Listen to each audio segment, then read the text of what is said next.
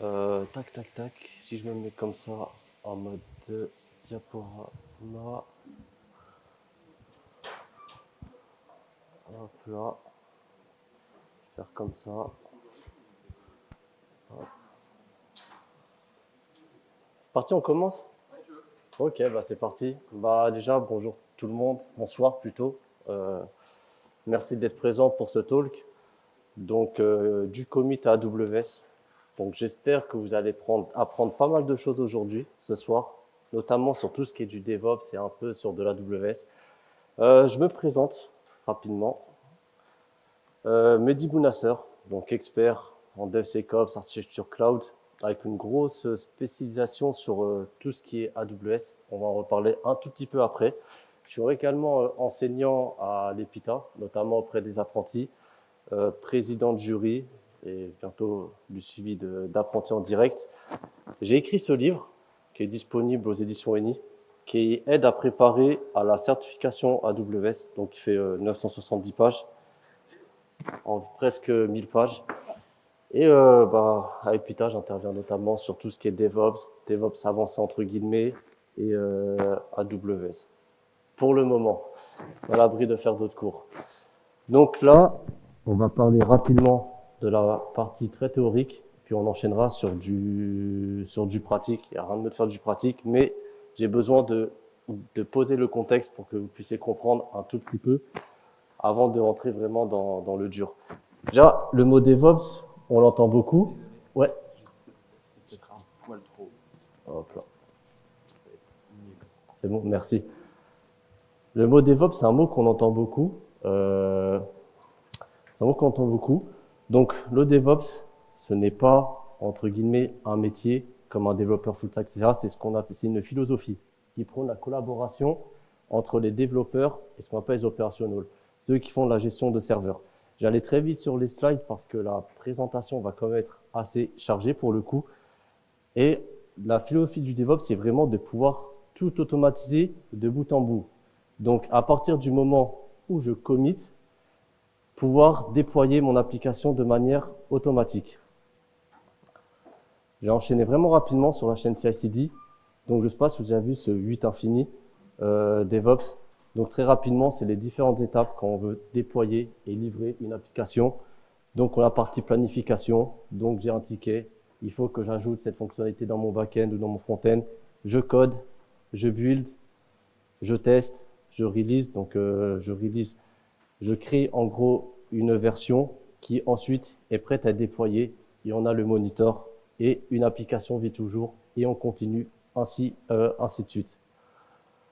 Dans les outils DevOps, DevOps/DevSecOps, on a en tout premier lieu du YAML pour Yet Another Markup Language. Donc, le YAML, ce n'est pas un langage de programmation, mais un langage de description de données.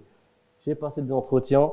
Si quelqu'un me dit en tant que langage de programmation chez du YAML, il commence mal.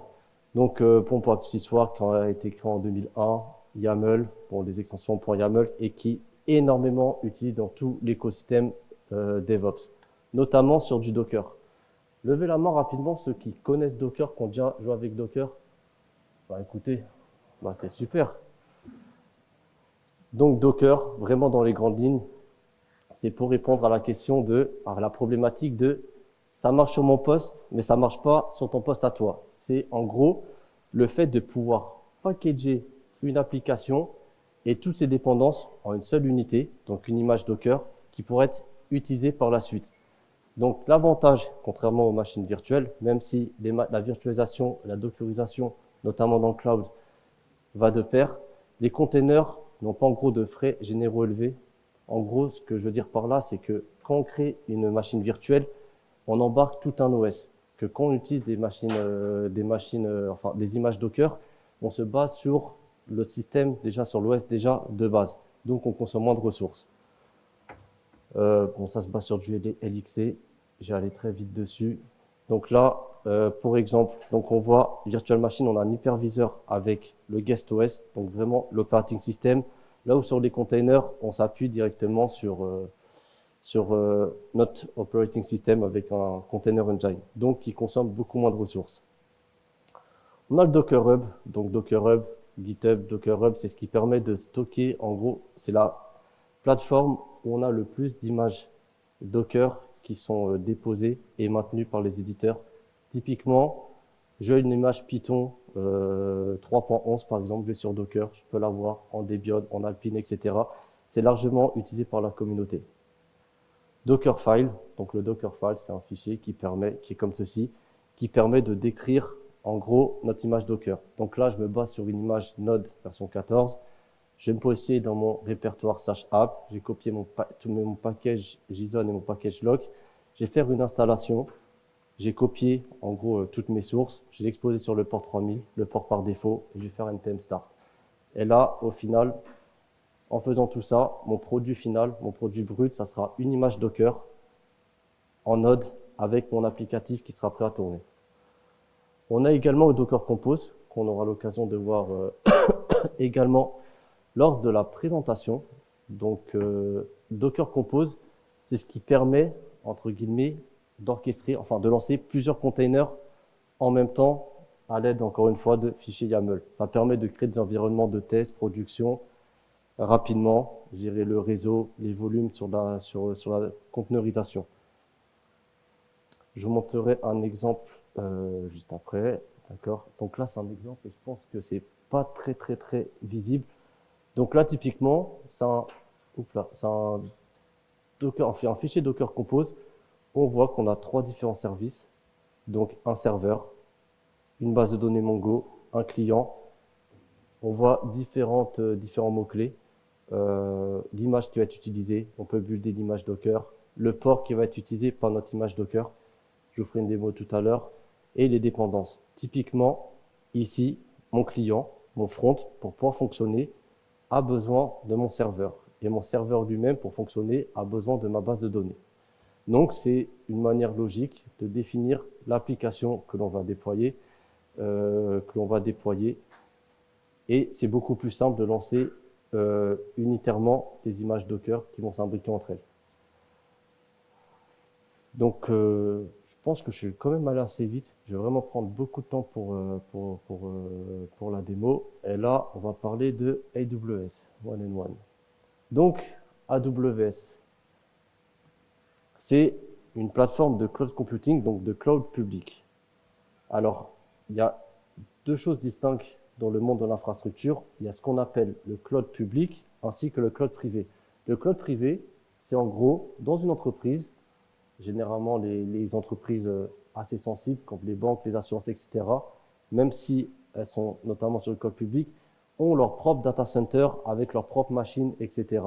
A contrario, où le cloud public, on ne dispose pas de matériel, mais on loue du matériel à un cloud provider. Typiquement, je peux louer une machine virtuelle et ma tarification ne sera pas pareille. Donc, j'ai payé à la seconde, à la minute ou à l'heure, tandis que généralement, dans un cloud privé, on achète une machine qu'on découpe en plusieurs machines virtuelles et on paye la charge à l'année.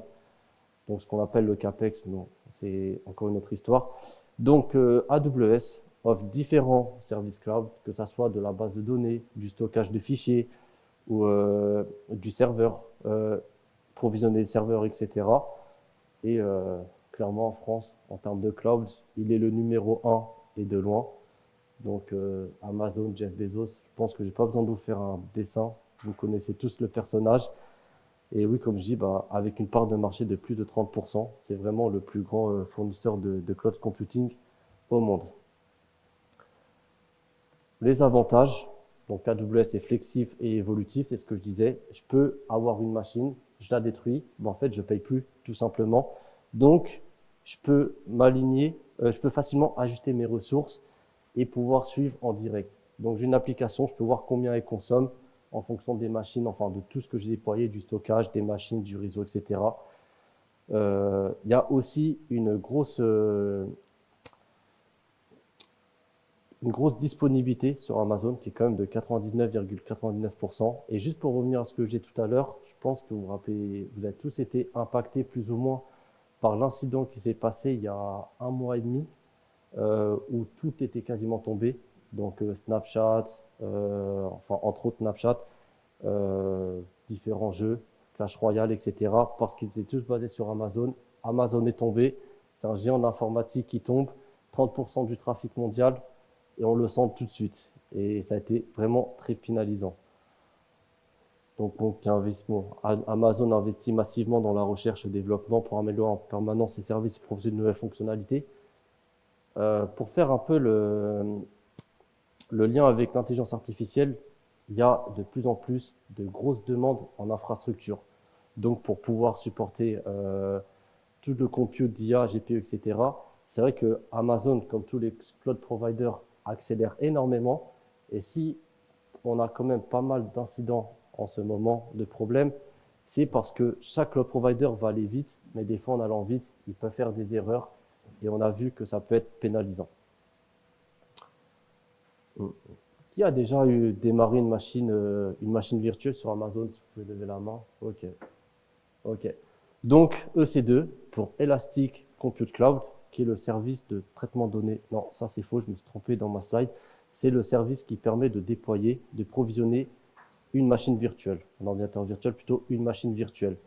Donc ça sert à exécuter une machine virtuelle. On peut faire différentes choses, des applications, des sites web, des services web, faire tourner certains batchs, etc. Tout ce qu'on pourrait faire en gros avec une machine virtuelle. On aura l'occasion de l'utiliser lors du TP, de la démo. On a également RDS, qui est une base de données, donc Relational Database Service, on appelle aussi du Database as a Service, qui est une base de données totalement managée par Amazon. Donc en gros, on déploie une base de données et on s'occupe seulement de nos données. On ne s'occupe pas de la maintenance, de faire les backups, etc. C'est automatiquement géré par Amazon. Donc pour les backups, on dit je veux un backup de telle heure, de telle date, tous les jours à telle heure. C'est Amazon qui gère. Et Amazon RDS gère pas mal de moteurs de base de données, MySQL, Postgres, Oracle, SQL Server et encore d'autres, les plus connus pour ne pas en citer d'autres. CloudWatch rapidement, c'est ce qui permet de surveiller les métriques, donc le CPU, notamment la mémoire et encore d'autres métriques qu'on peut personnaliser. Ok, bon, c'était tout pour Amazon. On va tout à l'heure voir la console, déployer des machines sur Amazon et on va pouvoir regarder comment ça fonctionne.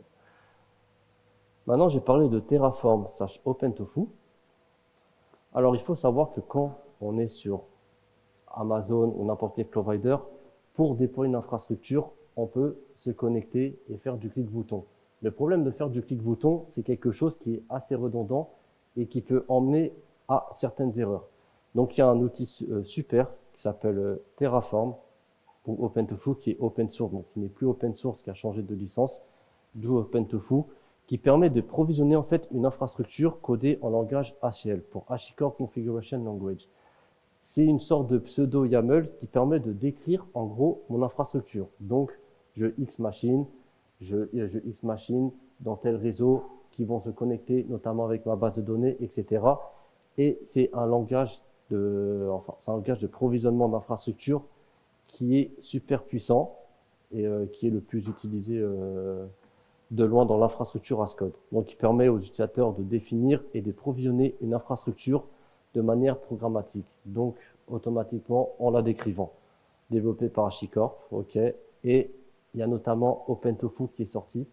Donc, pour la petite histoire, on est tous attachés au monde de l'open source. Terraform a changé de trajectoire en passant sur une licence business. Et ce qui s'est passé, c'est qu'une partie de la communauté a pris la dernière version qui était open source de Terraform et qui continue à la maintenir, OpenTofu, qui est notamment proposé par GitLab nativement, etc. Donc, Terraform, c'est cloud agnostique, donc ça peut se brancher avec différents cloud providers. Donc, je peux en gros décrire mon infrastructure pour déployer sur de l'Amazon, de l'Azure, du Google, mais pas seulement que sur des cloud providers. Pour, par exemple, sur ma base de données ou sur un firewall, de pouvoir décrire mon infrastructure ou ma configuration et de pouvoir l'utiliser et de pouvoir tout synthétiser dans un fichier ou plusieurs fichiers et d'avoir mon infrastructure ou mes configurations qui sont dans ce fichier. Donc l'avantage, c'est d'avoir en gros ma documentation, c'est mon code.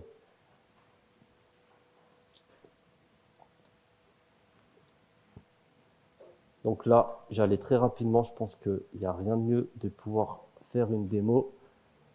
Donc on a des différents providers. Donc là, je vais par exemple accéder à Amazon, qui est sur une région US East 1, on verra ça juste après. On a des ressources, donc là c'est une déclaration de ressources. Le VPC, en gros, c'est la partie réseau d'Amazon. Je dis, je veux que tu me déploies un réseau avec tel range d'IP, et dedans, je veux que tu me crées un sous-réseau dans mon réseau. Un sous-réseau que je peux ouvrir à Internet ou ne pas ouvrir Internet. Donc en termes de sécurité, à voir.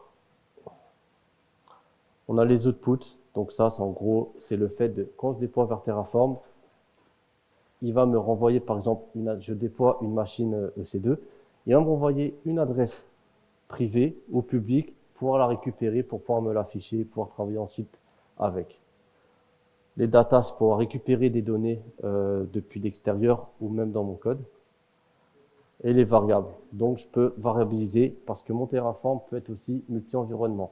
Si je déploie un environnement de production ou environnement de no-production, typiquement, ça peut être la même puissance sur les machines. Donc, je vais avoir des machines avec plus de CPU, plus de RAM, mais sur des environnements de non-production, pas forcément. Les modules, j'ai passé très vite. Je crois qu'on a un peu... En gros, les modules, c'est packager une configuration Terraform pour pouvoir l'utiliser. J'appelle un module qui me déploie plusieurs choses automatiquement derrière. Donc, Terraform suit ce qu'on appelle un cycle de vie. Donc, on a le init. Donc, j'initialise, je télécharge en gros mes providers, tout le code de mes providers pour pouvoir interagir avec mes API. Donc, API d'Amazon, API Amazon, API Google, etc. On peut même créer ses propres providers. Pour la petite histoire, il y a un gars qui avait tout ce qui est APIisable en fait fonctionne avec Terraform. Et après, on peut faire des ressources, pour interagir avec les API. Je vais dire quelque chose bête. Il y a un gars sur Terraform qui a créé son propre provider Pizza Hut. Donc en gros, qui était développé en Go et dans son Terraform qui pouvait dire commande-moi telle pizza avec tel choix, etc. Bien sûr, il faut faire attention, j'en déploie trop, ma carte bleue, elle chauffe. Donc, enfin bref. Il y a le init qui télécharge toutes les dépendances. Ensuite, il y a la partie du plan. Le plan, en gros, il va prendre tout ce que j'ai écrit, donc mon architecture ou ma configuration, il va me dire, regarde ce que tu as déployé. Sachant que le plan se base sur ce qu'on appelle un TF-state. Donc, le TF-state, c'est l'état qui a été basé avec Terraform, après déjà un apply, de mon infrastructure. Si j'enlève un bloc, ce que va me dire en gros Terraform, c'est que attention, là tu vas me supprimer ci. Ou si j'ajoute quelque chose, il va me dire ah là tu ajoutes ça. Ou si je fais une modification, il va me dire ah regarde, il y a une modification. Donc le plan est une étape nécessaire parce que si je fais une bêtise et que je fais un apply, donc il va me déployer mes changements, je peux supprimer des choses qui ne sont pas censées être supprimées ou ajouter des choses. Ensuite, on a le destroy qui est quand même indépendant. J'ai mon infrastructure, je vais la supprimer, je fais un Terraform destroy et ça me dégage tout. On va passer rapidement sur Ansible et on va passer ensuite sur la démonstration. Donc Ansible, donc Terraform fonctionne très bien avec tout ce qui est API pour faire du déploiement. Ansible, c'est plus un gestionnaire de configuration et un outil de déploiement open source, très populaire dans le monde DevOps, notamment en termes d'outils d'infrastructure as a code. En gros, il permet de provisionner des machines, des serveurs. Pour le coup, on va préférer Terraform qui fait mieux le travail d'Ansible. Mais typiquement, pour la configuration de serveurs, ajouter des utilisateurs, faire la configuration de l'hardening ou déployer des applications, Ansible fonctionne très bien et largement couplé avec un outil comme Terraform, où Terraform, je crée mon serveur, je le provisionne et Ansible, je fais la configuration de mon serveur. Donc minimum par nature, donc en gros Ansible, pour qu'il fonctionne sur un serveur, on n'a pas besoin de forcément installer un agent, c'est juste du SSH, tout simplement. On peut mettre des tests unitaires, etc. Donc c'est du SSH, donc OpenSSH HTTPS, et un playbook, c'est ce qu'on appelle un playbook, on exécute des instructions Ansible. Quand un playbook est bien écrit, il est idempotent, c'est-à-dire qu'il peut s'être exécuté plusieurs fois sans poser de problème. Typiquement, j'ai un playbook Ansible, je crée un utilisateur. S'il n'est pas présent, il le crée. Mais s'il existe déjà, il voit qu'il va exister, il va dire ton utilisateur est déjà présent. Il ne va pas trigger une erreur, entre guillemets. Là, on pourrait faire des scripts, on devrait gérer plusieurs cas d'utilisation, de conditions, etc. Ansible, via ses modules, fait déjà le travail. Donc, agentless, donc j'ai pas d'agent. On peut exécuter des opérations en parallèle. Donc, on a plusieurs machines. Mon Ansible va se connecter sur différentes machines en simultané, et effectuer toutes mes commandes. Donc, idempotent, une opération donnera le même résultat qu'on l'exécute une ou plusieurs fois. Ce que je disais, si un utilisateur existe, si c'est le cas, on ne fait rien, sinon on le crée. Bon, il y a 3 différents composants. Le control node, c'est de là où on lance notre playbook Ansible. Le playbook, justement, c'est la séquence de tâches qui me dit de tout exécuter. Donc, exécute-moi, crée-moi cet utilisateur, ajoute-moi dans ces groupes-là, etc. Et l'inventory, c'est mes serveurs sur lesquels je vais déployer, en gros, mes playbooks Ansible. Donc voilà à quoi ça ressemble typiquement sur mon petit schéma. J'ai mon PC, je me connecte en SSH à différentes machines et ensuite je peux exécuter différents playbooks. Donc là, LAMP, Linux, Apache, MySQL, PHP, ELK, qui est un sac de monitoring, du DB, du web, etc. Je peux les exécuter et configurer mes serveurs pour installer des applications. Bon, l'inventory, j'ai passé les modules. Donc j'ai différents modules. Package, je vais installer NTP Date, il faut qu'il soit présent. S'il existe, je fais rien. S'il n'existe pas, bah, je l'installe. Je copie un fichier, l'owner, le groupe, chmod, donc les différents droits sur mon fichier. Ouais, donc là, différents exemples. J'installe ici un serveur web HTTPD, donc un serveur Apache. Là, ici, je mets à jour, j'installe mon PostgreSQL à la dernière version. Je le démarre, donc c'est avec les différents modules. Et je peux faire énormément de choses. Allez, pour finir, on va rapidement parler de CI/CD et on va enchaîner techniquement. Donc, on a parlé de tous ces outils-là. Ces outils-là, moi, je peux les développer, je peux les exécuter sur mon poste, en local, il n'y a pas de problème. Mais quand on travaille à plusieurs, c'est toujours bien et c'est même indispensable d'avoir des outils de CI/CD. Donc CI/CD, donc on a différents, Jenkins, c'est un outil de CD, GitLab CI/CD, typiquement qu'on va utiliser. Et en gros, en parlant de GitLab CI/CD, je pense que vous connaissez tous la partie GitHub ou GitLab pour déposer du code, mais GitLab CI/CD qui est une extension de GitLab qui permet de faire de l'intégration continue et du déploiement continu. Donc nativement intégré à GitLab, qui se base toujours pour pas changer sur du YAML, pour la gestion d'environnement qui a énormément de fonctionnalités et qui est compatible avec, en fait, avec tout en soi. Tout ce qui est APIsable, où on peut se connecter, c'est compatible. Donc, open source avec des plans payants pour les entreprises, mais la version open source fait très bien l'affaire. J'ai passé dessus, je vais vous montrer en plus en live. Bon, là, c'est des exemples de GitLab. Donc, j'ai différents jobs qui s'exécutent. Ici, on voit que j'ai un job qui a pété. Ici, on voit que j'ai un job qui a pété, mais je lui donne le droit de ne pas fonctionner, mais de continuer sans interrompre ce qu'on appelle une pipeline. Donc, la pipeline, c'est l'exécution de tous mes jobs qui vont faire différentes choses dans mon application jusqu'au déploiement, généralement. Donc, on a un fichier central dans notre GitLab qui permet de dire, je vais utiliser ma CI/CD, c'est le .gitlab-ci.yaml. Donc, il y a différentes sections, il y a des stages. Donc, en gros, je peux avoir un stage de build, un stage de déploiement, un stage de build de déploiement, un stage sécurité pour faire des choses. J'ai mes variables d'environnement.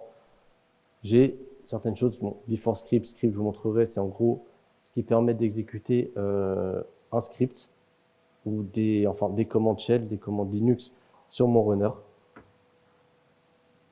Chose importante, c'est que quand on se base sur GitLab et sur la CI/CD, on veut faire un déploiement, on va faire un build, un test, un deploy, etc. On peut se baser sur des images Docker. Donc, je peux avoir une image Docker, par exemple Terraform, qui va me permettre de prendre mon code et de me provisionner mon infrastructure. Une image de test, une image Node, si j'ai un backend en Node, qui va me permettre d'exécuter mes tests. Une image Ansible qui va me permettre d'exécuter mes books Ansible. Et encore d'autres images. passer rapidement mes artefacts, pas vraiment besoin de parler. Donc là, c'est quelques exemples, mais ce que je préférerais, c'est vous montrer un exemple en live. Et enfin, on va parler rapidement de monitoring. Donc là, dans le TP qu'on va faire, typiquement, enfin dans la démo qu'on va faire, on va tous déployer ensemble une application. Et une fois que notre application est déployée, il faut qu'on puisse la monitorer, voir ce qui se passe. Donc, il y a une plateforme très célèbre qui s'appelle toujours open source. On aime beaucoup l'open source dans le DevOps, qui s'appelle Grafana, qui permet de visualiser des données en temps réel, permet de se connecter à plusieurs sources de données. Donc en fait, Grafana ne stocke pas de données, mais se connecte à des sources de données pour afficher en gros les métriques. Donc je peux me connecter à un MySQL par exemple pour voir j'ai combien de tables, pour voir le CPU, la RAM, etc. Donc c'est énormément utilisé en IoT, sur des applications. Prenons par exemple l'application de trading, je peux voir combien de fois en gros les achats que j'ai faits, les ventes que j'ai faits, le CPU, la latence aussi, combien de temps une opération a prise, etc. Et c'est un incontournable pour pouvoir avoir une infrastructure robuste, de pouvoir voir ce qu'elle fait et ce qu'elle consomme. Donc là, un dashboard Grafana, où on peut voir là le memory, le CPU, l'espace disque disponible, etc. Avec des tableaux de bord personnalisables, utilisation en temps direct, open source. Et on va finir par Prometheus. Alors Grafana ne stocke aucune mémoire. Elle se base sur d'autres outils pour récupérer en gros des métriques. Donc Prometheus, c'est un outil open source à la base qui a été fait par SoundCloud, si je ne dis pas de bêtises, qui en gros est une base de données TSDB, donc Time Series Database. Donc en gros, c'est clé-valeur, clé, une date, donc un temps, en époque, valeur, une valeur. Typiquement, à une seconde, mon CPU était à 15. À 2 secondes, il était à 16, etc. Donc c'est une base de données type temps qui permet de récupérer tout simplement des données et les afficher. Et Prometheus s'appuie sur des exporteurs. Donc les exporteurs, c'est ce qui va permettre de récupérer de la donnée. Typiquement, un des exporteurs les plus connus, c'est le Node Exporter. On le met sur une machine, il va me permettre de récupérer différentes métriques, le CPU, la mémoire, l'espace disque, etc. On peut aussi avoir d'autres exporteurs sur les images Docker, sur des exporteurs Nginx ou Apache pour voir les métriques sur mon Apache, etc. On peut également créer ou utiliser nos propres exporteurs qu'on peut ajouter, entre guillemets, greffer à nos applications pour récupérer nous-mêmes certaines métriques. Dernier slide, donc Prometheus s'appuie sur du PromQL, donc PromQL Language, qui permet d'effectuer des requêtes, donc sur des plages de temps qu'on peut grouper, etc. Là, typiquement, c'est sur un serveur web, on voit le code, donc code 200, sur l'URI, tel serveur, etc. Donc c'est bien beau tout ça, j'ai beaucoup parlé quand même. C'est le temps de lancer le TP, la démo. Donc pour la démo, j'ai créé un petit repo qui est disponible, que je vous enverrai, gitlab.com/devsecopscourses/gconf. On va se baser sur Amazon. Alors grâce à Epita, j'ai le droit d'avoir 50 $ gratuits sur un compte que je peux créer en illimité. Même si c'est imitation, on peut jouer avec. Donc ce que je vais faire, hop, ici, j'ai mon compte que je vais lancer et sur lequel on va pouvoir déployer une application et jouer avec. Donc ce que je vais faire, vous voyez que j'ai utilisé 1 $ pour faire mon POC. 1 centime, pardon. 1 centime de dollar. Donc là, j'ai démarré mon lab. On va attendre. Il va me provisionner un compte AWS sur lequel je vais pouvoir faire mes tests. En attendant qu'il se provisionne, on a 3 différents repositories. Donc le app, qui est notre application, qui est en soi le repository le plus important. Donc là, j'ai beaucoup parlé. Peut-être j'en ai perdu certains. Là, on va voir la magie s'opérer, sauf s'il y a l'effet démo et que je me fail. Mais normalement, j'ai confiance. Donc, En gros, comme je disais, GitLab, pour définir en gros une CI/CD, on a un fichier qui s'appelle .gitlab-ci.yaml.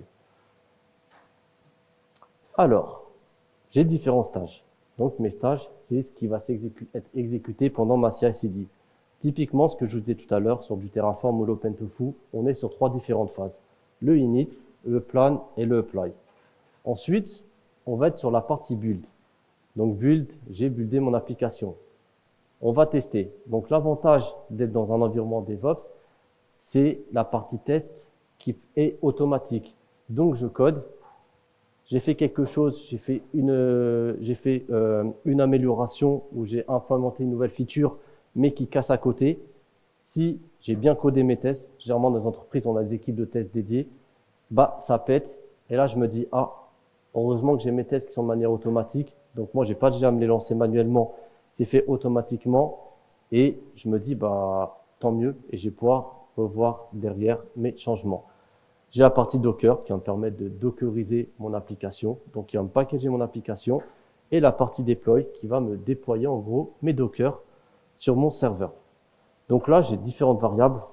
Donc ces variables-là, en gros, c'est des variables qui me permettent en gros de me baser sur un state. Donc le state, ça va être un fichier qui va décrire l'état de mon infrastructure que j'ai déployé. À chaque fois que je vais redéployer pour ajouter, modifier quelque chose, ce qui va se passer, c'est que mon Terraform va toujours vérifier le state et va me dire est-ce que tu as ajouté quelque chose là, est-ce que tu as supprimé quelque chose là, est-ce que tu as fait une modification.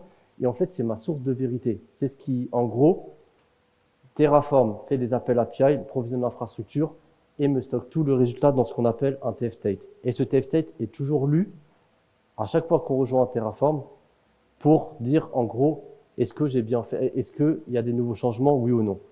Et donc là, bon, c'est des variables d'environnement, tout ce qui commence par TF-var, tout ce qui après c'est variables d'environnement, typiquement app version. Donc ça, c'est des variables prédéfinies de GitLab pour savoir qui a déployé, le commit, la branche. Là, ce qui manquerait, c'est que je rajoute aussi une variable prédéfinie pour me mettre en gros l'URL de mon Git. J'ai plusieurs projets et ça serait bien que j'ai aussi un tag, je vous montrerai après, qui permet de me dire ah mais en fait ce projet-là c'est bien, tu as mis la branche et le commit, mais c'est sur tel projet. Ok. Donc on a un Terraform init, donc Terraform init. Donc je me base sur une image Docker qui s'appelle OpenTofu. Donc Terraform OpenTofu qui est la même chose, avec une version. L'entry point en gros, pour dire j'utilisais mon tofu qui est ici. Et ici, mon init, ce qu'il fait, c'est juste qu'il va m'initialiser. Donc en gros, il va aller ici, dans mon conf, OpenTofu 00 main, et il va me dire, récupère-moi le module AWS, le provider AWS, pardon, et le provider TLS. AWS pour interagir avec AWS, TLS pour faire certaines opérations cryptographiques. Je vais revenir dessus, ok. Donc, une fois que je fais mon init, je dis, en fait, mon point Terraform, c'est ce qui va comprendre tous les binaires, tous les packages de mon application. Et là, je vais lui dire, en gros, ok, tu as l'application, tu vas me garder mon point Terraform et je vais pouvoir l'utiliser ensuite dans mes autres jobs. Donc, j'ai le plan qui va me décrire qui va vérifier ce que j'ai déployé, qui va se baser sur le state. Ah, mais là, tu n'as pas déployé ça, donc ok, j'ai le déployé. Ah, ça, bah, en fait, tu le supprimes et dans le plan, donc je vais le supprimer, etc. Donc, j'ai mon plan. Je me base sur un fichier d'environnement. Au cas où je serais sur du multi-environnement, j'aurai un dev, une prod, une acceptance, etc. Et ensuite que j'ai mon plan, je vais faire mon apply. Donc là, j'ai déployé mon infrastructure. Alors, mon Terraform, typiquement, mon OpenTofu, j'ai différents fichiers. Donc là, c'est une habitude que je découvre comme ça. Le 0 main, c'est pour mes providers. Et là, c'est par fonctionnalité. Ici, je lui dis, en fait, tu vas me déployer une base de données PostgreSQL. Donc, si je fais ça, bien entendu, j'ai la documentation sur Internet. Si je fais tag address DB instance, moi, je suis sur le Terraform. Mais en gros, il faut aussi connaître un peu sur Amazon, mais j'ai toutes les informations qui me permettent que je peux mettre pour déployer mon application. Typiquement le nom, le engine, MySQL, PostgreSQL, MariaDB, SQL Server, etc. Le type de machine, CPU, RAM, donc les 3 micros qui sont des petites machines, username, mot de passe, etc. et tout ce qui s'ensuit. Donc là, typiquement, je dis, bah, déploie-moi mon instance Postgres à telle version. Là, j'ai pas mal de variabilisation que je peux retrouver dans mon fichier environment, prod, voilà. Ou ici, je lui dis, bah, j'ai une petite machine, je joue 1 giga, etc. et que je peux customiser. Si je suis sur un environnement de nos productions, bah, je pourrais dire, j'ai encore une plus petite machine. Bon, là, pour le coup, ça va être compliqué parce que cette machine est très petite, mais moins de stockage, j'ai moins de backup, etc. Donc, c'est des variables qui sont personnalisables. OK. Donc là, je déploie en gros ma base de données. Quand je déploie ma base de données, je dis, je veux que le mot de passe soit géré automatiquement par Amazon. Donc en fait, ce qui va se passer, c'est que Amazon va me créer un mot de passe random. Et le parameter store, c'est juste pour me dire, bah en gros, ici, j'ai créé une valeur que j'utilise dans mon code pour me dire, bah en fait, ta base de données, enfin ton secret, il se trouve à tel endroit. On a aussi toute la partie flux qui est ici, bon, dbport, donc dbport qui est égal. Quelqu'un peut me dire c'est quoi le port PostgreSQL? Vous savez? Il est là, 5432, dbport. 3306, c'est le MySQL. Donc en gros, ici, je lui dis, en gros, je veux que tu m'autorises, bon, je vois que ça n'a rien pour le coup, je veux que tu m'autorises 0000, c'est sur Internet. Donc là, ne jamais faire ça, exposer une base de données sur Internet. Là, c'est vraiment pour un exemple de test, mais ne jamais le faire. Normalement, on est dans un réseau privé. Seules les personnes dans le réseau privé accèdent à la base de données. Oui, dis-moi. Tu veux que je zoome un peu? Ouais, bien sûr. Hop là. Bon, ça ne veut pas zoomer. Attends, je vais faire comme ça, sinon. Ouais. C'est mieux? Je t'en prie. Donc l'Y c'est la sortie, etc. J'ai déployé un ECR, 2 ECR. Donc les ECR, c'est ce qui va me permettre de stocker mes images Docker.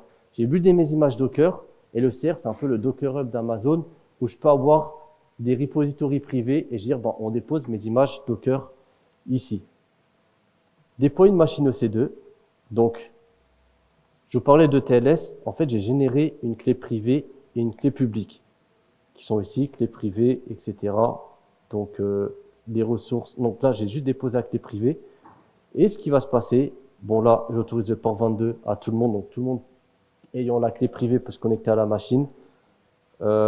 Différents ports, le port 80. Quand j'ai déployé mon application, je fais un HTTP de point, mon IP, j'ai pouvoir accéder à mon application. Et notamment pour le back-end, si moi je veux faire des tests sur mon back-end en direct, même si normalement on doit avoir une sorte de proxy et le back-end doit pas être exposé. Le node exporter, je reviendrai tout à l'heure, c'est vraiment pour Prometheus. Et là, en fait, je crée ma base de données. Bon, je donne des droits, etc. Et pour ma clé privée, en fait, je récupère ma clé privée qui s'appelle ECDUKey, qui est ici. Hop là. Et en fait, je dépose la clé publique qui est ici. TLS private key, etc. Et ma private key, je la dépose dans un autre secret. Donc, les datas, c'est pour récupérer des informations. Les variables et les outputs, c'est pour m'afficher différentes informations que je pourrais récupérer. Donc, si je reviens maintenant, j'ai mon Terraform, j'ai mon plan, j'ai mon apply, j'ai mon build.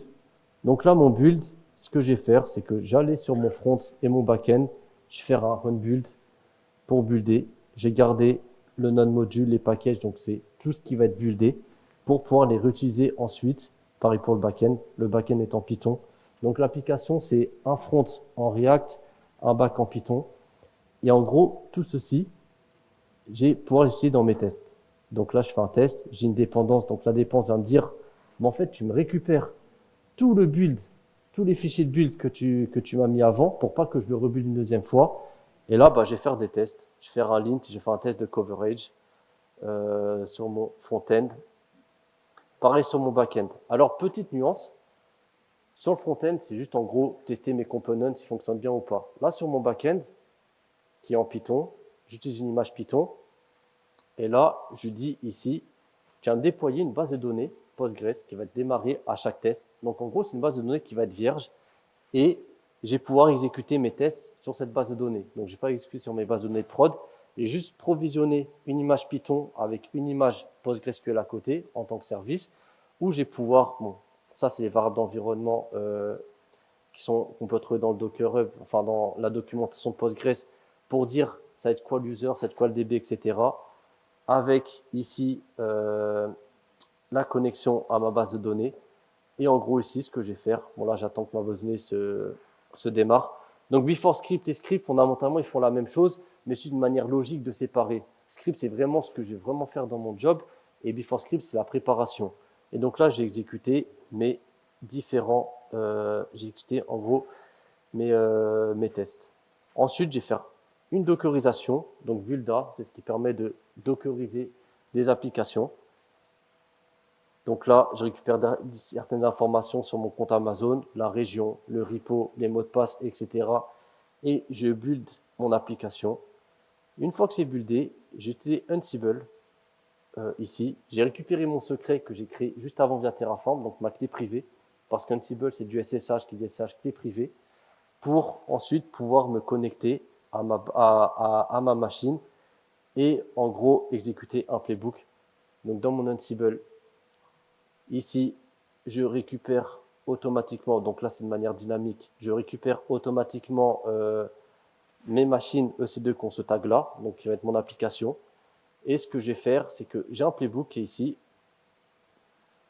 Hop là, j'ai un playbook en gros. Donc là, ce qui fait que je récupère différentes informations comme les mots de passe de ma base de données pour que mon backend puisse y accéder.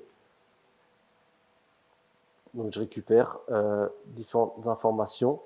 Et là, en fait, ce qui se passe, c'est que sur ma machine, je récupère en gros, j'ai récupéré juste avant, si on regarde ici, mon DB username, donc mes creds que j'ai récupérés là, mes secrets, etc.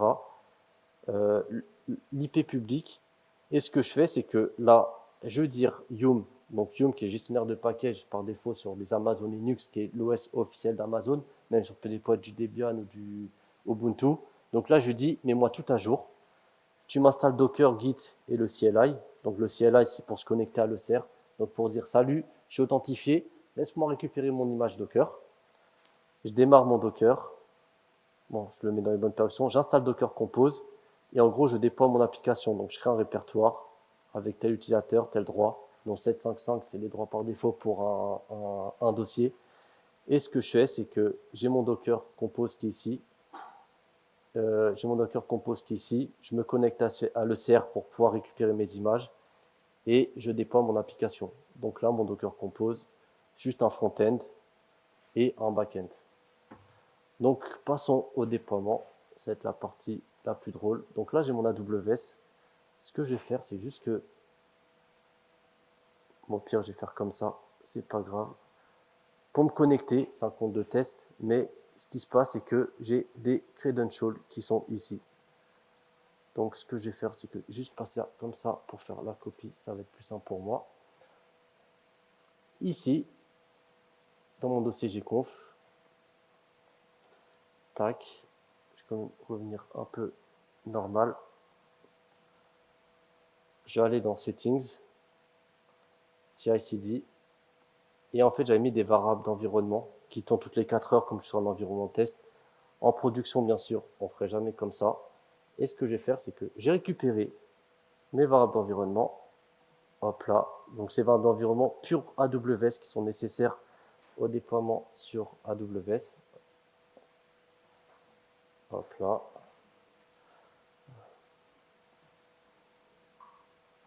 Je sauvegarde là et j'ai la dernière à récupérer qui est le Session Token.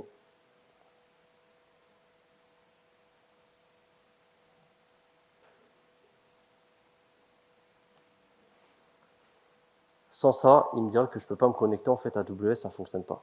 Ok, ouais.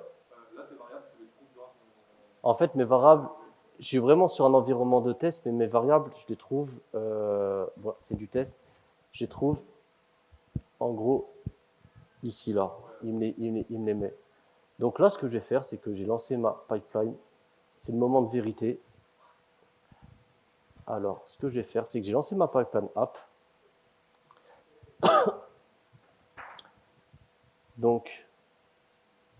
Pipeline App, j'allais dans Pipeline. Ouais, j'en ai lancé plusieurs juste avant. Je faisais des tests il y a encore 2 heures. Donc là, sur ma branche main, ok.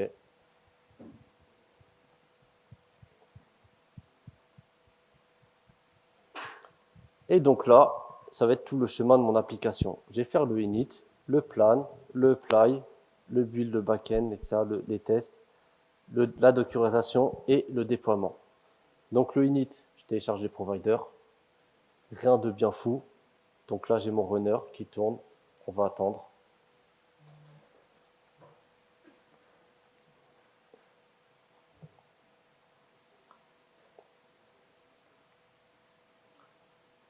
Ce que je vais faire à côté, parce que je pense que pour pas être trop juste niveau temps, c'est que j'ai déployé dans Infra, j'ai déployé un Grafana et un Prometheus. Donc comment ça fonctionne? Si je vais dans Prometheus, c'est un peu la même chose que tout à l'heure. J'ai mon Terraform, enfin mon OpenTofu, qui va me déployer une instance EC2, mon secret qui va me garder ma clé privée, et j'ai mon Ansible.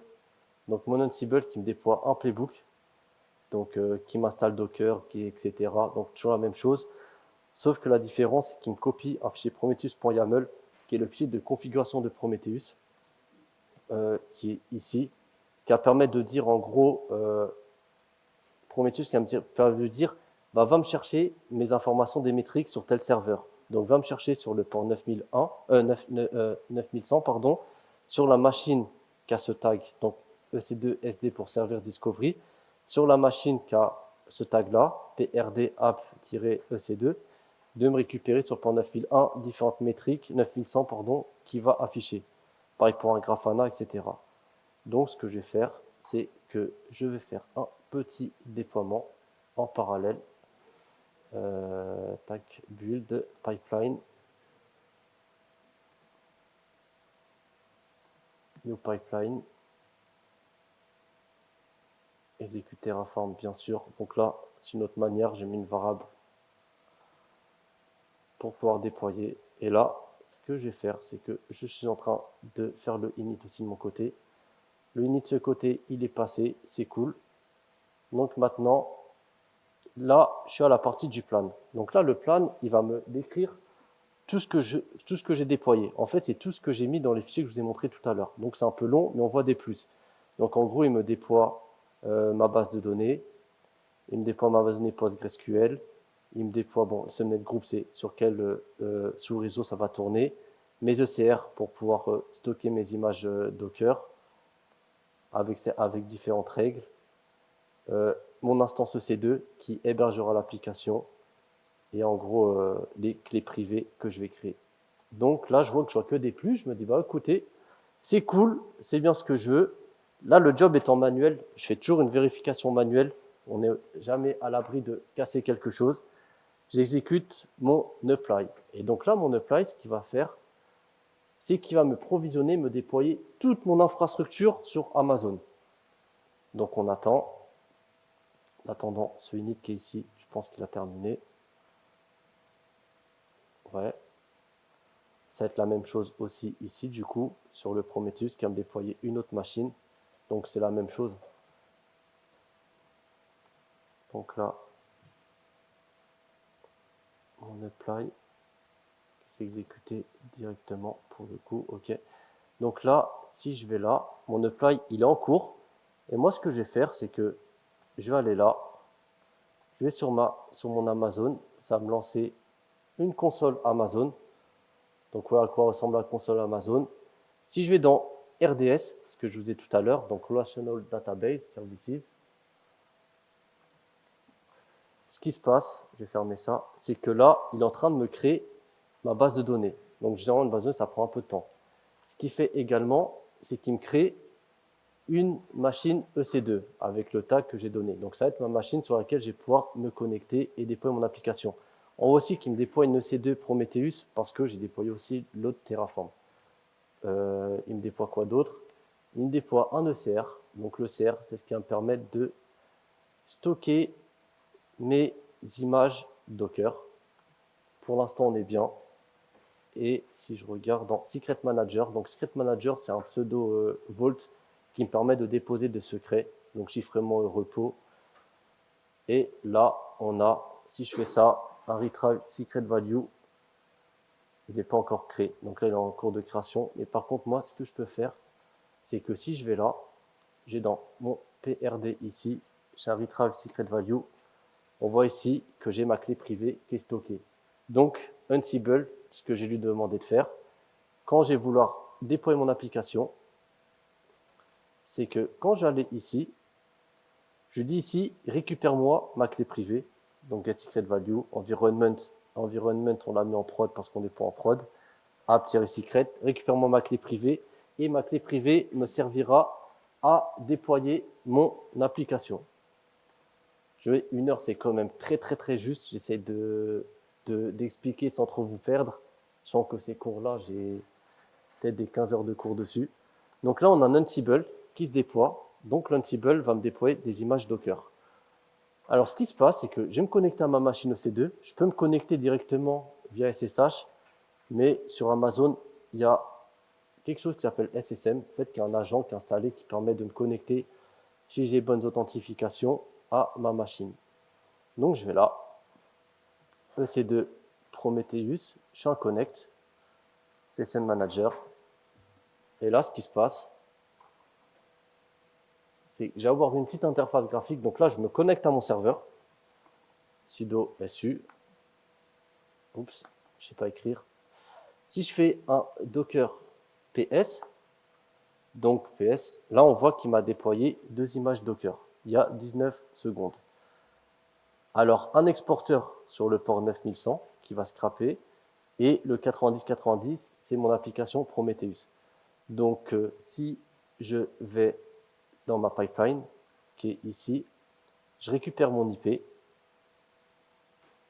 et que je fais ça 2.9100/métrique, en fait là Prometheus, il m'affiche une page de métriques qui a un moyen de récupérer certaines métriques sur mon node exporteur. Donc si je recharge, vous voyez que les valeurs bougent. En fait, ça permet de récupérer du CPU, de la mémoire, enfin, etc. Si je fais sur le port 9090, il n'y a pas d'authentification.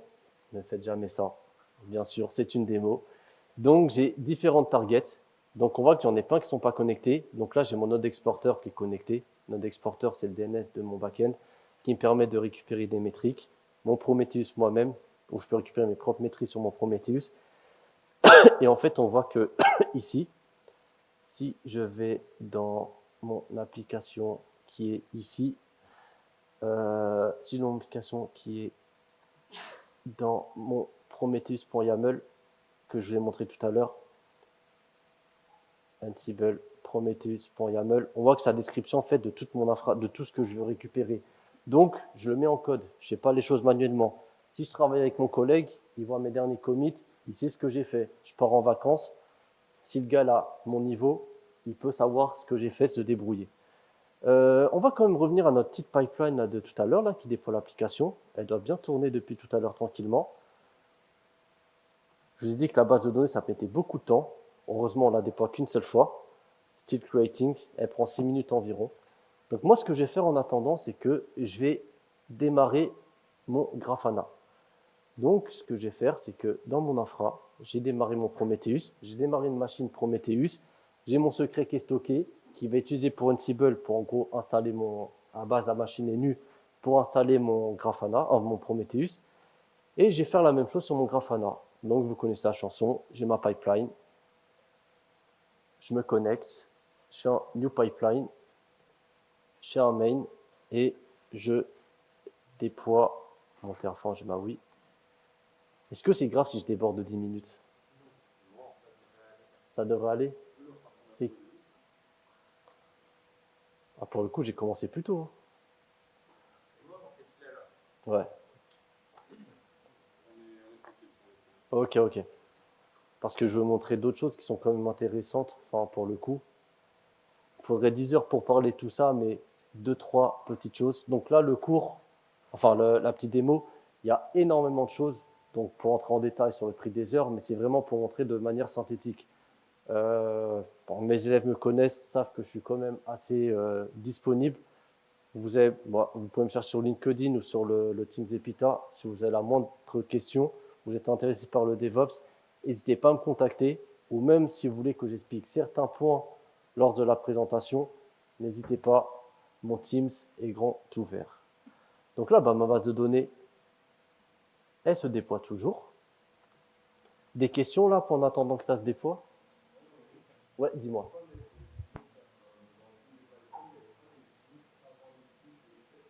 Alors, tu me parles de quel pipeline? Alors,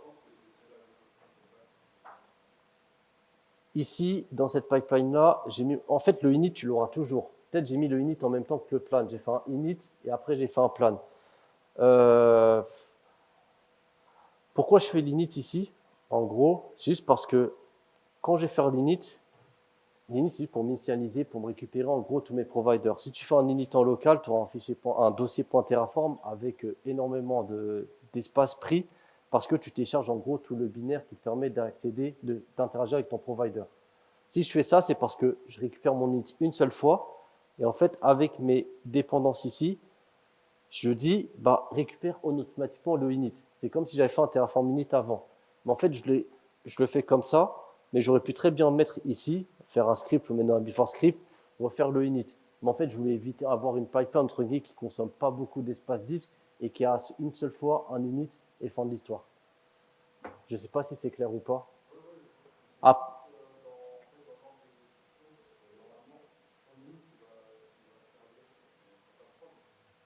ton init, il sert à tout. En fait, ton init, sans, ton init sert que pour ton Terraform ou ton OpenTofu. Sans init, tu ne télécharges pas les providers et il va te dire, en fait, je ne peux pas interagir quand tu vas avoir déployé parce que je n'ai pas, en gros, mon binaire, enfin, je n'ai pas mes fichiers qui me permettent d'interagir avec mon provider. Si je vais là, je fais Terraform Provider, juste pour vous montrer le nombre de providers, parce que pour le coup, il y en a pas mal.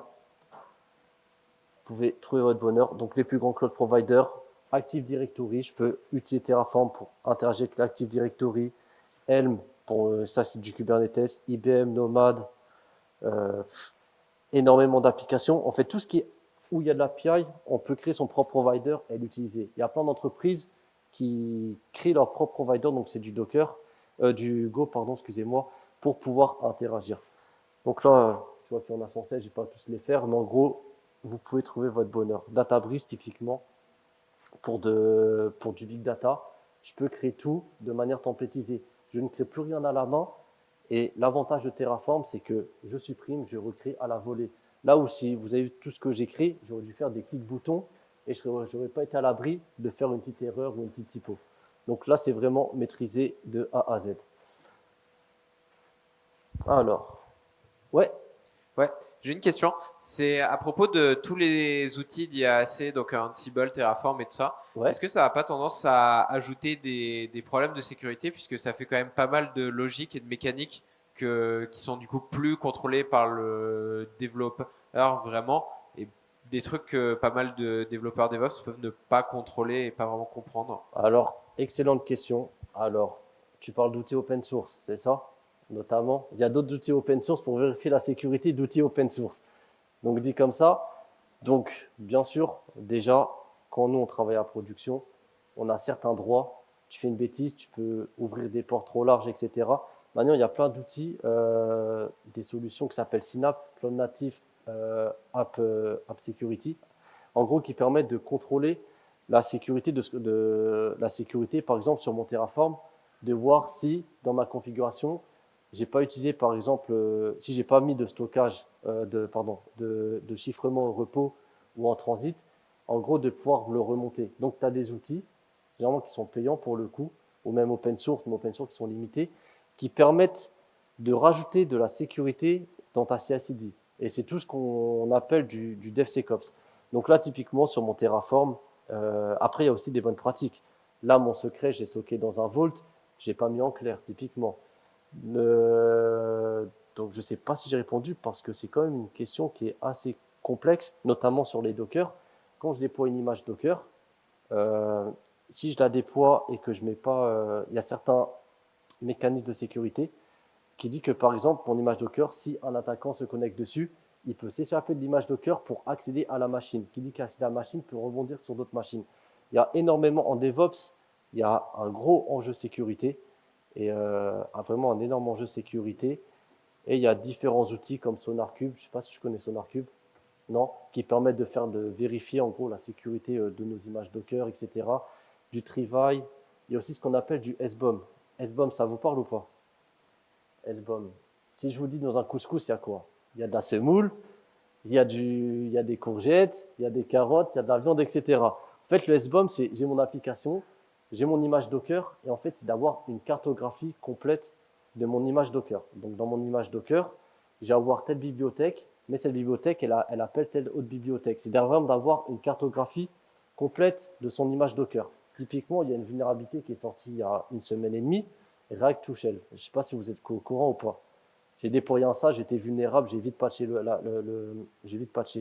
En fait, le SBOM, c'est d'avoir une cartographie complète de son application, son image Docker, de toutes les dépendances de ton application, mais aussi de ce qui tourne. Ton image Docker peut avoir potentiellement des vulnérabilités et de pouvoir regarder sur des registres entre guillemets publics et voir les vulnérabilités qu'on a. Quelque chose d'intéressant que tu m'as dit en sécurité, c'est que si je vais ici et que je tape et que je vais sur ECR,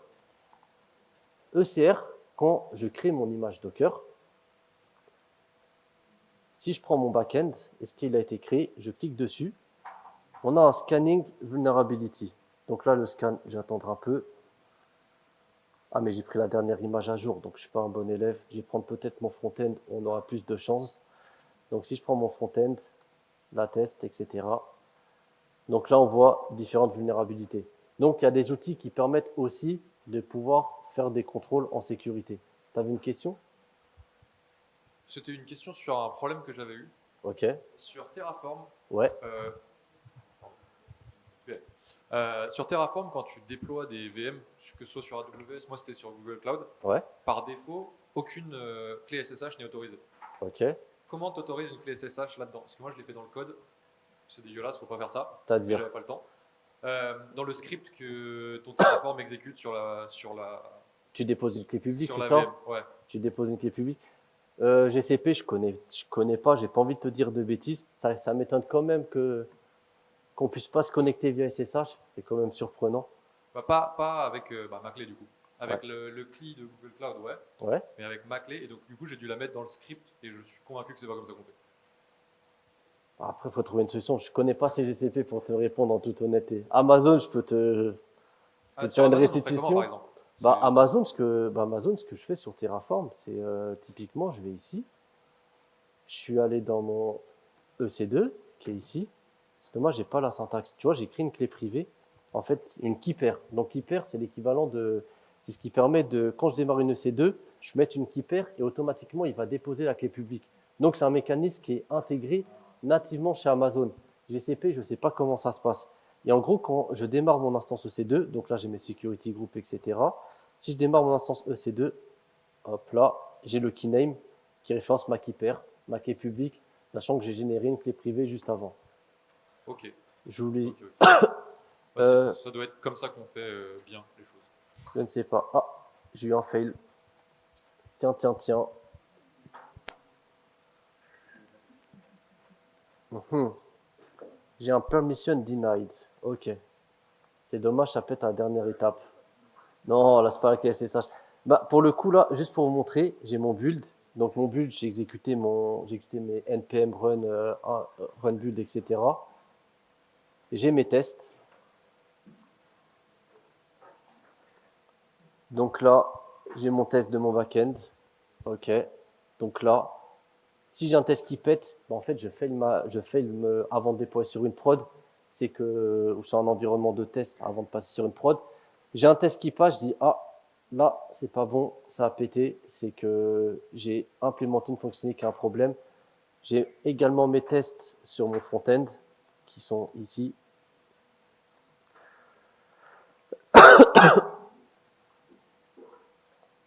Qui sont ici, donc des tests avec du uncover, etc. J'aurais pu déployer des outils comme SonarCube, etc. pour faire des tests, Mais encore une fois, ça m'aurait mis du temps. Et là, j'ai une erreur sur mon Ansible.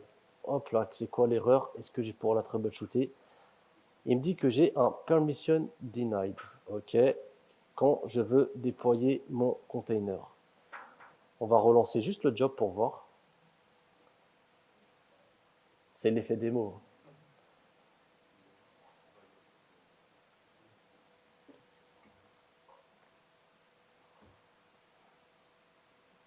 Ce que je vais faire, c'est... Là, je suis sur quelle machine? Bon, ça, cette machine.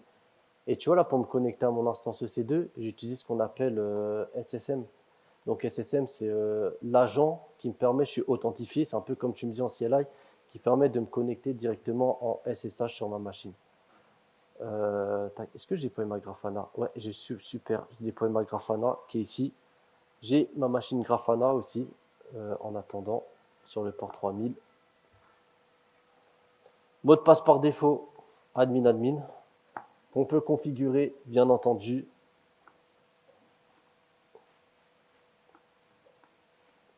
Je mets un mot de passe. Hop là.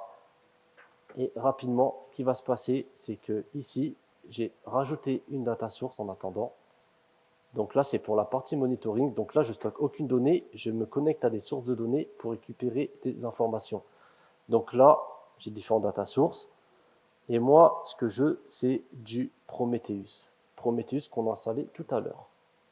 C'est du Prometheus. OK, j'installe mon Prometheus. Oui. Excuse-moi, Mehdi, on a une petite question par là. Ouais. Hello, juste une question pour revenir sur le fait de Google Cloud Platform. Là, tu t'es spécialisé sur AWS. Ouais. Vous êtes spécialisé sur AWS et je me demandais s'il y avait une raison particulière pourquoi AWS et pas une autre en premier. Alors, pas de raison particulière. La seule chose que je peux te dire, c'est que Azure, j'aime pas l'interface graphique. Ça me donne pas envie de travailler oui, dessus. mais là, on fait du Terraform du coup. Donc, ouais, mais Terraform, mais tu te connais toujours sur l'interface graphique au début pour pouvoir comprendre un peu comment ça se passe. Mais Amazon, c'est. Ouais, mais, quand j'ai commencé, c'était leader. Il y a des solutions quand même, genre OVH, Scaleway, qui sont quand même françaises. Cool. Ah, solution française. Ouais, Cloud Souverain. Non, mais c'est très bien, solution française. Mais en toute honnêteté, là, ça n'est qu'à moi. Et je me formerais plutôt sur Cloudflare en tant que cloud ou sur un cloud comme Tencent ou Alibaba Cloud pour aussi augmenter pour le marché Asie. Mais non, il n'y a pas de raison particulière. J'ai fait de l'Amazon, je suis tombé dessus. Je me suis formé, j'ai passé des certifs et tous les contextes sur lesquels j'évoluais, c'était de l'Amazon, un peu de cloud privé. Mais après, l'avantage, c'est que quand tu maîtrises un cloud, c'est souvent les mêmes notions. Une machine EC2, tu as l'équivalent, c'est Azure VM par exemple sur Azure, etc. EKS, tu as AKS pour Kubernetes, GKE. Donc typiquement, c'est la même chose. Il y a certaines petites notions qui changent, mais en soi, je pense pour moi, de passer d'AWS à un autre cloud provider, ça va pas être le plus dur, entre guillemets, dans le sens où je maîtrise déjà. Ça répond à ta question ou pas? Du coup, moi j'avais une autre question qui est parce que moi c'est quelque chose qui m'a pas forcément appris de faire ça, parce que moi je fais de l'infra aussi pas mal, et c'est quelque chose qui m'a pas forcément appris de déployer des machines AWS dans une CI, parce que justement les CI c'était quand même c'est assez dangereux quand même comme outil, parce que il y a quand même des CVE assez souvent. Donc est-ce que c'est pas dangereux de déployer des machines AWS dans ce genre de CI? Alors, sur Terraform, ce qui se passe typiquement, on peut créer ce qu'on appelle des modules. Un module, si tu as packagé, en gros, tu vas dire cette machine-là avec ton propre hardening. Donc, en gros, tu peux pousser ton hardening sur des machines, donc tu peux déployer certaines AMI, en gros, c'est équivalent d'un ISO sur VMware, de déployer tes propres machines avec ta propre configuration. Et tu peux aussi jouer, typiquement sur GitLab, sur certaines versions, sur qui peut toucher à quoi. Typiquement, parce que du coup, justement, récemment, en octobre dernier ou un peu avant, il y a eu quand même des failles en mode quelqu'un qui n'avait pas les permissions sur une CI pouvait déclencher une CI. Donc, parce qu'elle était mal configurée. Là, sur GitLab, directement sur GitLab. Après GitLab, il y a un énorme bug bounty qu'on s'appelle un parcours bug bounty. Après, là, malheureusement, tu ne peux pas forcément échapper. Il faut vraiment patcher, être le plus à jour. et quand même vérifier de ton côté. Après, ce qui se passe, c'est que quand tu déploies sur Amazon, par exemple, en pure d'infra, tu vas jouer sur certains droits. Donc, tu vas éviter aussi de pouvoir supprimer certaines choses. Tu peux jouer avec des droits. Si tu as mal configuré ta CI/CD et que la personne, enfin, le rôle qui déploie peut tout faire, bah, un développeur peut même lui-même se créer un utilisateur fantôme, un rôle fantôme pour pouvoir assumer et pouvoir faire attention. Donc là, c'est tout une question de configuration. Juste revenir rapidement sur mon Prometheus qui est ici. Hop là, hop là. Donc là, j'ai récupéré mon IP pour me brancher à mon Grafana. Tac, tac, tac. Il est où mon Prometheus? Donc là, sur le port 90-90. Donc là, je lis mes Grafana, mon Prometheus. Hop là, on voit que ça a bien fonctionné, c'est cool. Et là, ce que je vais faire, c'est que j'ai créé un petit dashboard. Un petit dashboard. Désolé, on a un peu débordé. Donc pour mes dashboards, Grafana, Node, Exporter.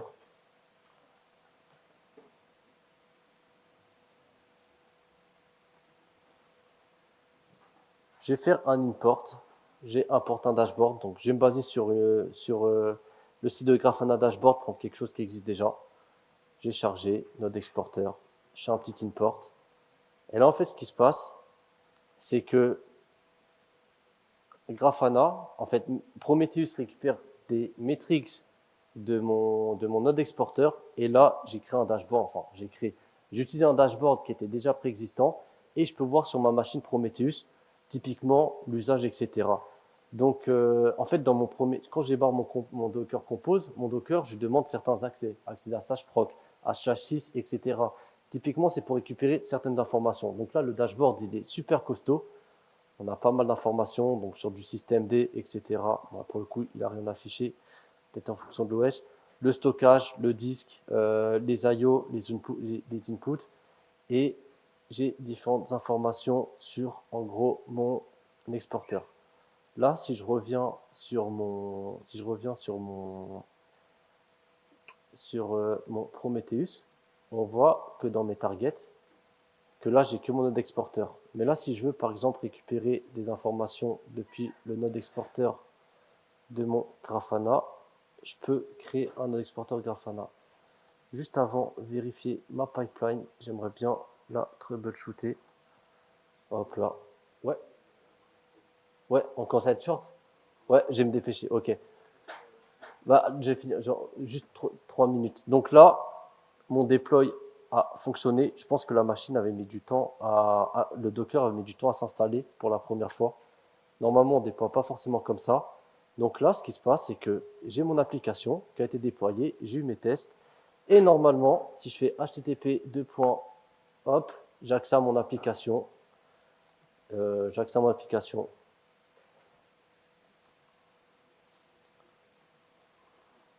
Si je fais un reload,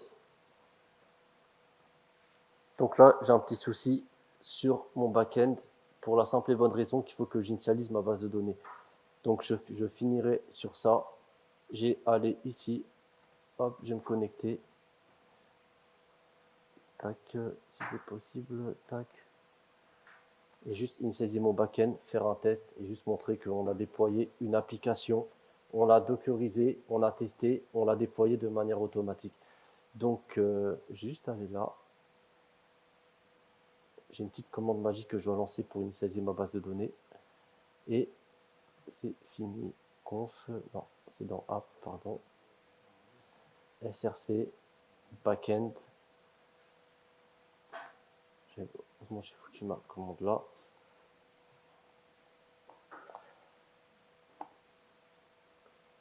Hop là. Et si je relance ma base de. Si je fais ça et que je fais Punaser, test. Donc là, il s'est connecté. En fait, mon backend parle directement avec ma base de données RDS et j'ai pu créer un utilisateur. Malheureusement, j'étais pris par le temps. Ce que je voulais vous montrer, c'était que si on allait ici, c'était en gros déployer cette branche-là. Et en gros, en déployant cette branche-là, sur mon app qui est ici, je pouvais avoir un exporteur Prometheus qui est directement branché à mon back-end. Et là, en fait, j'aurais pu créer des dashboards sur le Grafana. Et quand vous accédez à l'application, je peux voir en fait le nombre par exemple, le nombre de get, de post, de put sur tel chemin d'API. Donc, c'est un delete sur /user ou c'est un get sur /user, etc. Malheureusement, je ne pourrais pas vous le montrer, mais le code est disponible. Il faut suivre ce que vous direz la vidéo YouTube, il faudra juste déployer la branche Flask Exporter. Si vous avez des questions, bah, on pourra voir après ou vous pouvez m'envoyer par un message. Désolé, j'ai un peu dépassé en niveau temps. Bah, merci beaucoup.